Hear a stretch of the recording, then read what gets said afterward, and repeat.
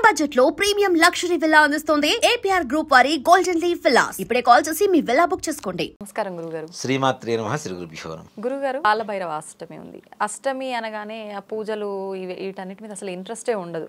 కానీ ప్రత్యేకించి కాలభైరవ అష్టమి అనగానే ప్రత్యేకమైన ఒక ఇంపార్టెంట్ డే ఇది. ఆ రోజు ఖచ్చితంగా మనం చేసే కార్యక్రమాలను బట్టి ఫలితం ఉంటుందని చెప్తుంటారు. ఆ రోజు ఎటువంటి కార్యక్రమాలు చేయాలి? నిజంగా కాలభైరవుడికి ఆరాధన చేయడం ద్వారా, ఉపాసన చేయడం ద్వారా, లేదా ఏదైనా పూజ చేయడం ద్వారా మనకి ఏదైతే అనుకున్న పనులు సమయానికి అవ్వట్లేదో వాళ్ళందరికీ కూడా తప్పనిసరిగా అనుకున్న సమయానికి ఒక టైం పెట్టుకొని ఈ పని చేస్తాం. ఆ పని తప్పనిసరిగా పూర్తవుతుంది. దేనికి? ఇక్కడ చూడండి, అష్టమి రోజున ఒక మహానుభావుడు పుట్టాడు. ఎవరు? కృష్ణుడు. కృష్ణం వందే జగద్గురు. అవునా? కృష్ణాష్టమి అని పిలుస్తుంటాం కదా. బహుళ అష్టమి రోజున ఆయన పుట్టింది. ఆయన పుట్టింది కూడా బహుళ అష్టమి రోజునే పుట్టారు. కానీ దీంట్లో చూడండి, శ్రావణ మాసంలో బహుళ అష్టమి ఆయన పుట్టింది, కృష్ణాష్టమి అని చెబుతాం. అదే రోజున కాలభైరవ అష్టమి కూడా చేస్తూ ఉంటాం. కృష్ణుడు ఎలా ఉంటాడు? నల్లగా ఉంటాడు. ఇక్కడ కాలభైర అష్టమి. కాలభైరవం, కాలము అంటే ఏంటి? సమయం. అలానే కాల్ అంటే హిందీలో మనకి సంస్కృతంలో నలుపు అని అర్థం వస్తుంది. అవునా? దీన్ని రెండు విధాలుగా తీసుకోవచ్చు. కాళ అంటే కాల్డ్ కృష్ణ అంటే, కృష్ణ అంటే నలుపు అని అర్థం. కృష్ణాష్టమి. అలానే కృష్ణపక్షంలో వచ్చేటువంటి అష్టమి, కృష్ణపక్షంలో వచ్చేటువంటి అష్టమి. కాబట్టి ఈ కాలభైరవుడికి పూజ చేయటం అసలు ఎందుకు చేయాలి, ఎలా చేయాలి అంటే, కాలరూపాయ విద్మహే కాలాతీతాయ ధీమహి తన్నో కాలభైరవ ప్రచోదయాతు. సమయానికి అధిపతి అయినటువంటి కాలభైరవుడు, ఆయనకి పూజ చేయడం ద్వారా ఆయన దిగంబరంగా ఉంటాడు. కాలభైరవుడు నిజంగా ఆయనకి పూజ చేయడం ద్వారా అమ్మ సంతానాభివృద్ధి, రుణ విముక్తి. ఓ మాట చెప్పాలంటే, ఎప్పటి నుంచో మనం అప్పులు చేసి ఉంటాం, మన దగ్గర డబ్బులు వస్తుంటాయి, ఖర్చు అయిపోతుంటాయి, కానీ అప్పు మాత్రం తీర్చాలి, పెరిగిపోతుంటుంది. ఇలాంటి వాటికి కూడా కాలభైరవ అష్టమి చాలా విశేషమైనటువంటి రోజు. అలాగే కాలభైరవుడి అనుగ్రహం ఉంటే మనం అనుకునేటువంటి ప్రతి పని మనం అనుకునేటువంటి సమయానికి సంపూర్ణంగా పూర్తవుతుంటుంది. దాని సత్ఫలితాన్ని మనం పొందగలుగుతాం. కాలానికి అధిపతి కాలభైరవుడు. కాలరూపాయ విద్మహే అని చెప్తున్నాం. అలాగే కాలాతీతం, కాలానికి అతీతమైనటువంటి వాడు కూడా కాలభైరవుడే.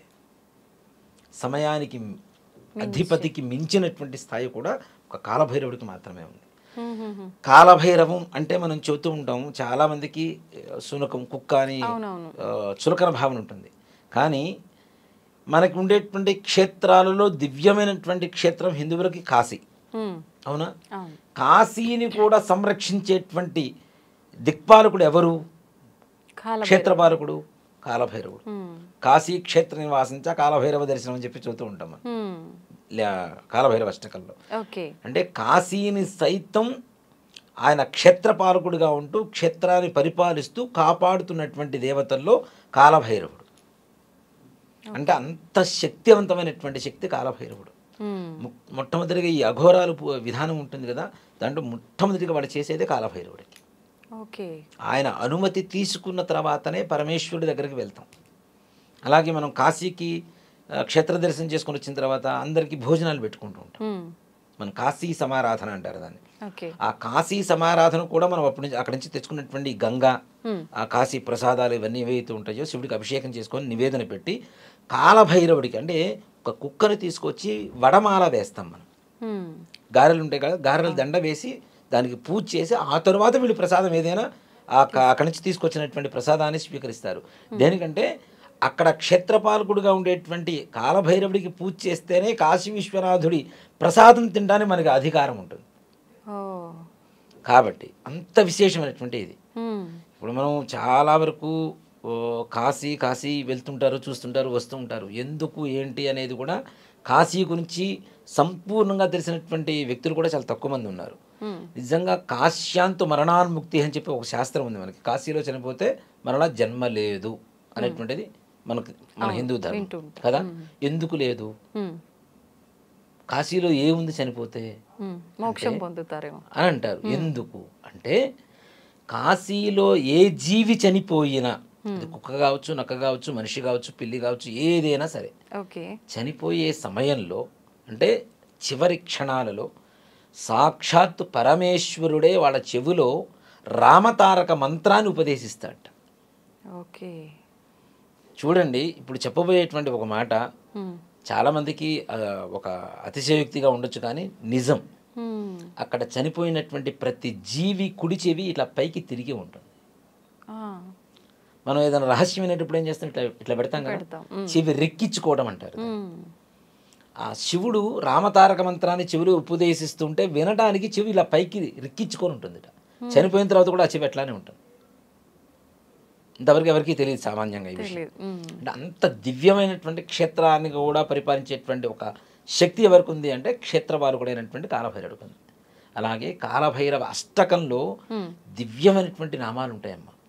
ఆయన గురించి చెప్తూ ఉంటే కాలభైరవ అష్టకంలో ఎంత దివ్యంగా ఉంటుందంటే మనకు తెలియకుండానే ఒక పాజిటివ్ వైబ్స్ మన బాడీలోకి వచ్చేస్తూ ఉంటాయి ఆ కాలభైరవ అష్టకం వింటున్నా చదువుతున్నా. అది కూడా ఒక రిథమిక్గా, ఈ మధ్యకాలం ఎక్కువగా ఆడియోస్ వీడియోస్ వస్తున్నాయి, అవి ఒక రిథమిక్గా వింటూ ఉంటే మనకు తెలియకుండానే ఆ కాలభైరవుడిలో మనం వశమైపోతాం. అలాగే సంపూర్ణమైనటువంటి వశీకరణ కూడా కాలభైరవుడి దగ్గర ఉంటుంది.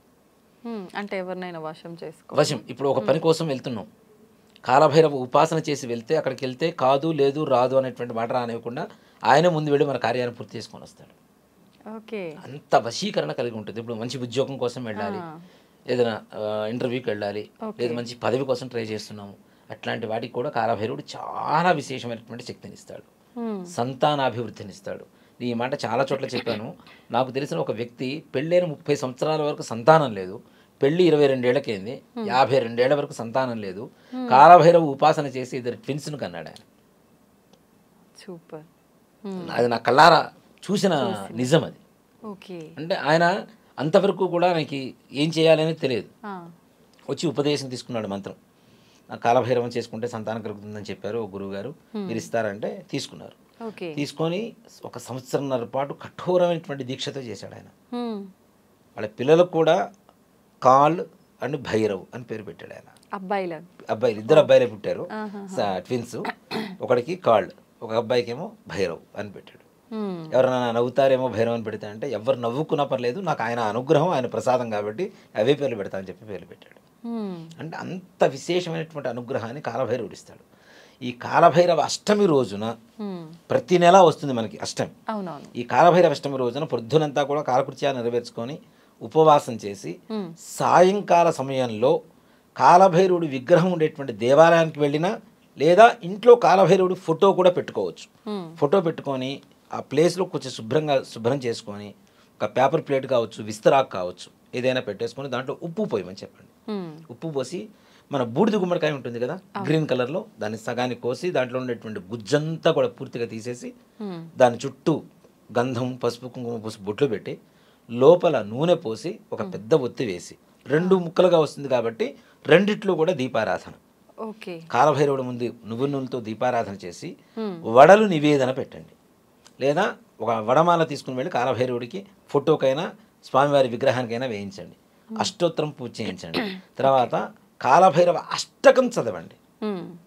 కాలభైరవుడి అనుగ్రహం చేత సకల కార్యాలు దిగ్విజయంగా సంపూర్ణంగా పూర్తవుతాయి, సకాలంలో పూర్తవుతాయి తప్పనిసరిగా ఆయన అనుగ్రహం ఉంటే. అంటే ఇప్పుడు ముందు చెప్తున్నటువంటి వీడియోలకి ఇప్పుడు చెప్తున్నటువంటి వీడియోకి చెప్పేటువంటి వాయిస్ కూడా మారుతుంది, నా వాయిస్ కూడా. అంటే కాలభైరవుడు అంటే అంత మనకి ఒక మాట చెప్పాలంటే మనల్ని ఆయన వశం చేసుకుంటాడు, మనకి ఎవరు కావాలో వాళ్ళని వశం చేస్తూ ఉంటాడు. నిజంగా అంటే చెప్తున్నానమ్మా, ప్రేమికులు కూడా విడిపోయేటువంటి స్థాయిలో ఉంటే కాలభైరవ ఉపాసన చేయడం ద్వారా తప్పనిసరిగా ప్రేమికులు కూడా కలుస్తారని చెప్తా. భార్యాభర్తలు వీళ్ళిద్దరి మధ్యలో ఏదైనా గొడవలు ఉన్నా కాలభైరవ ఉపాసన చేయడం ద్వారా కూడా తప్పనిసరిగా భార్యాభర్తల మధ్యలో మంచి సత్సంబంధం ఏర్పడుతుంది. అంత వశీకరణ కలిగి ఉంటుంది. ఆయన చూస్తుంటేనే ఒక రకమైనటువంటి ఆనందం కలుగుతుంటుంది. ఎక్కడ అంటే చాలా రేర్గా ఉంటాయి విగ్రహాలు కూడా, తక్కువ మంది పూజిస్తుంటారు.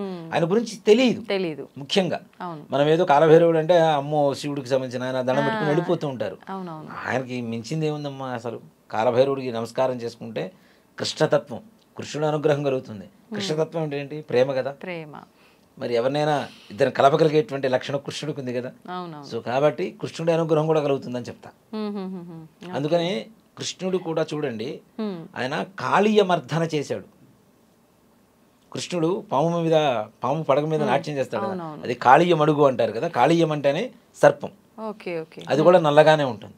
కాబట్టి కాళీయ మర్దనుడు ఈయన కాలభైరవుడు, ఆయన కృష్ణుడు, ఈయన కాలభైరవుడు. కాబట్టి ఇద్దరి అనుగ్రహం కూడా తప్పనిసరిగా కాలభైరవ అష్టమి రోజున ఈ విధంగా చేయగలిగితే సంపూర్ణమైనటువంటి అనుగ్రహం కలుగుతుంది.